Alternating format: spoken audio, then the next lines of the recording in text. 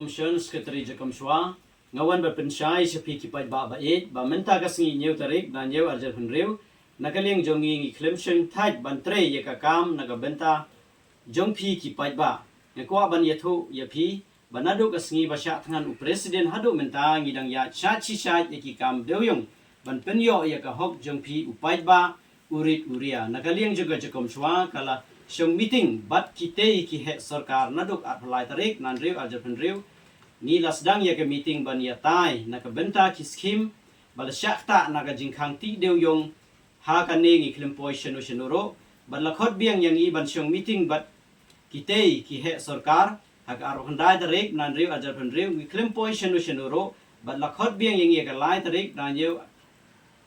yeu arjal riu wat hakaniru ka Jacob Shua ka klem pendem wat ahmad ka sarkar nagaliang presiden ulia sai tenge bat kita ki he sarkar ulaong badai ban pli yau deuyong ban yo trailang ki juk kirangli om tang ki briu ki bahe bat ki badon bor ukren markhmat ya kita ki sarkar pinhap mar ya jing ki ka bateng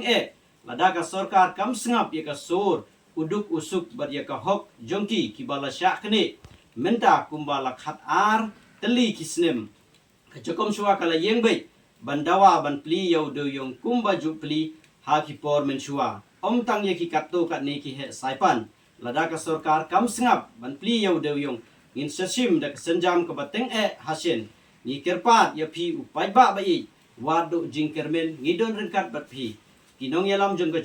kom suang kin om pendem hangnu ro kat ba om pat pli yau do yung ngin ya yeng persya ya ka sarkar ban pli yau do yung kumta ngi kerpat ya piu pai ba bai baladai ga por bangin mi syakmat ngin dawa ya ka hok lajong tengi ke parrit ya pi upai ba manwan ya trailang bat banron ra ya ka jingjob ban pli ya udeu yong kumta nagaliang jongi ka Jacob Shua ni ai khuble ya pi ki pai ba bai baro